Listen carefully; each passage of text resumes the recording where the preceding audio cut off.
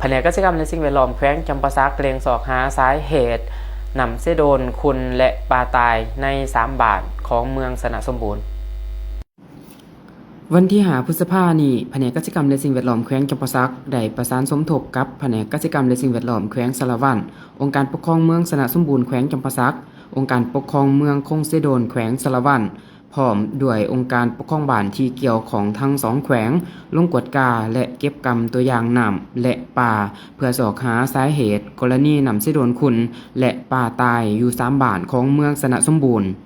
ในการลงพื้นที่ครั้งนี้คณะนำและวิชาการจากกรมเลี้ยงสัตว์และการประมงกรมทรัพยากรน้ำกรมสิ่งแวดล้อมกรมกวดกาทรัพยากรธรรมชาติและสิ่งแวดล้อมของกระทรวงเกษตรกรรมและสิ่งแวดล้อมพร้อมทั้งนักวิชาการจากมหาวิทยาลัยจำปาสักเขาร่วมกวดกาและเก็บกรรมข้อมูลอย่างละเอียดคณะวิชาการได้นำใส่เครื่องวัดแทกคุณภาพน้ำภาคสนามเพื่อกวดกาพื้นฐานประกอบมีค่าความเป็นกรดด่างค่าซักน้ำกระแสไฟฟ้า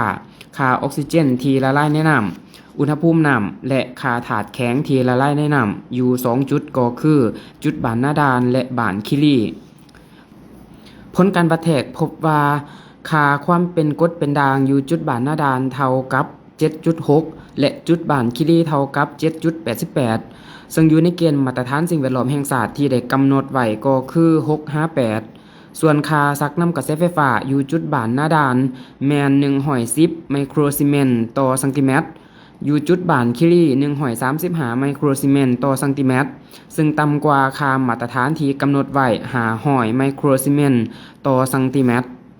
สำหรับค่าออกซิเจนละลายในน้ำพบว่าจุดบ้านนาดานมีค่า 6.7 มิลลิกรัมต่อลิตรและจุดบ้านคิรี 6.85 มิลลิกรัมต่อลิตรสูงกว่าค่ามาตรฐานที่กำหนดไว้6 มิลลิกรัมต่อลิตรขณะที่อุณหภูมิน้ำอยู่จุดบ้านนาดานแมน 35.4 องศาเซและบ้านคิรี 32.76 องศาเซ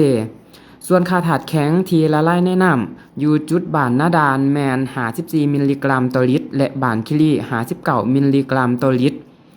คณะวิชาการให้ข้อมูลว่าค่าคุณภาพของน้ำในวันที่5 พฤษภาคมนี้โดยรวมเห็นว่าได้เข้าสู่สภาพปกติและอยู่ในเกณฑ์มาตรฐานสิ่งแวดล้อมแห่งชาติแต่เมื่ออิงตามผลการกวดวัดขังวันที่21 มีนาที่ผ่านมาอยู่จุดขัวขามบุรพาของแขวงสารวัตรพบว่าค่าออกซิเจนที่ละลายในน้ำต่ำเพียงแต่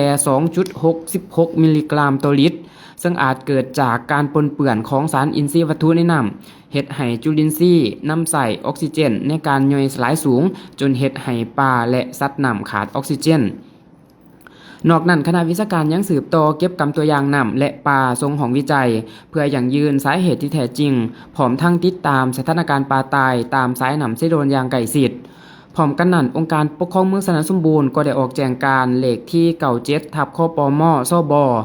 ให้บรรดาบ้านตามแคมแม่น้ำสิโดนเฝ้าระวังสถานการณ์ปลาตายอย่างใกล้ชิดพร้อมทั้งสั่งหามประชาชนนำปลาที่ตายมาบริโภคและหามนำใส่น้ำสิโดนมาใส่ในชีวิตประจำวันหรือนำไปเลี้ยงสัตว์จนกว่าสภาพน้ำจะกลับคืนสู่ภาวะปกติ